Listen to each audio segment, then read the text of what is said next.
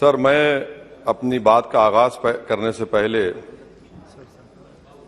ایک شعر پڑھنا چاہوں گا جس سے جموں کشمیر کی عوام کے ان کے جذبات اور ان کی تکالیف کی عکاسی اس ایوان میں ہو سکے گی۔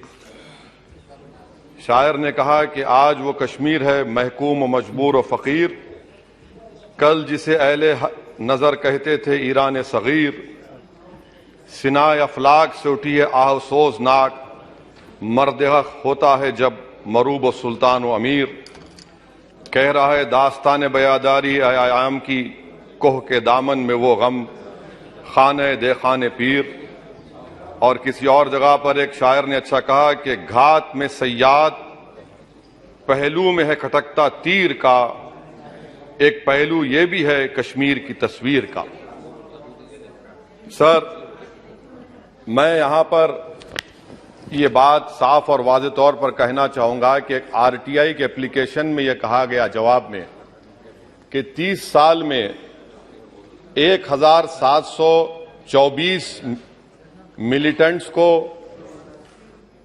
حکومت اور فوج نے، پولیس نے ان کو مارا، ملیٹنٹس کو، یا ان کی موت ہوئی، جس میں سے صرف 89 کشمیری پنڈت کا قتل ہوا۔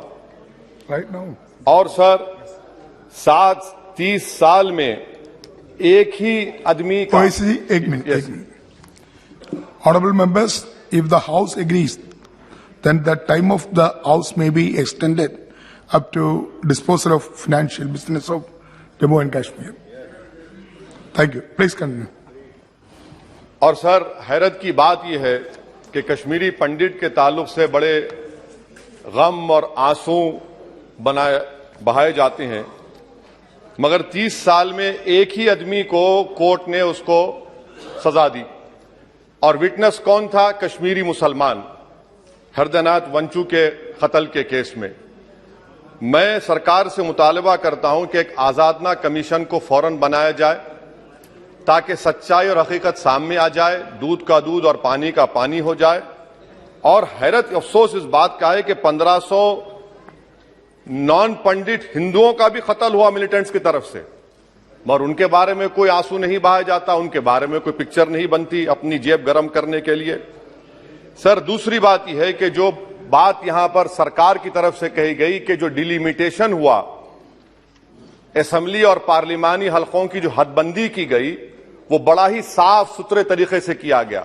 کتنا صاف ستھرا تھا دیکھیں سر، اننت ناگ کو انہوں نے ملا دیا پونچھ اور راجوری سے، اتنا صاف ستھرا تھا کہ ساؤتھ کشمیر ایک ایسا علاقہ ہے جو کمپلیٹ ایتھنیکلی کشمیری ہے، وہاں سے آپ اس کو ملا دیے پونچھ اور راجوری میں۔ اگر دسمبر میں انتخابات ہوں گے تو مغل روڈ تو بند ہوگی، تو کسی کو آنا ہے تو ڈوڈا، ادھمپور، جموں، پونچھ سے اس کو آنا پڑے گا۔ کتنے ڈسٹرکٹ کراس کریں گے؟ یہ آپ کا صاف ستھرا مظاہرہ ہے۔ تیسری بات یہ ہے کہ سر میں محترمہ فائنانس منسٹر صاحبہ جب جواب دیں گے، وہ اس ایوان کے ذریعے پورے ملک کو بتا دیں کہ آپ نے دفعہ 370 کو، آرٹیکل 370 کو ہٹانے کے بعد آپ نے کہا تھا کہ ہر مرض کا علاج ہو جائے گا۔ مرض کا علاج نہیں ہوا، مرض بڑھ گیا۔ جو مرض نہیں تھا پہلے، وہ مرض بڑھ چکا ہے۔ میں آپ کے ذریعے سے محترمہ فائنانس منسٹر صاحبہ سے جاننا چاہوں گا کہ اس ایوان پر آپ رکھ دیں کہ کتنا ایک پیسہ انویسٹ ہوا نہیں ہوا۔ MOU کی بات مت کریے، کاغذات تو بہت نکلیں گے، مگر MOU نہیں بلکہ ایک پیسہ کتنا آپ نے انویسٹ کشمیر میں کروایا۔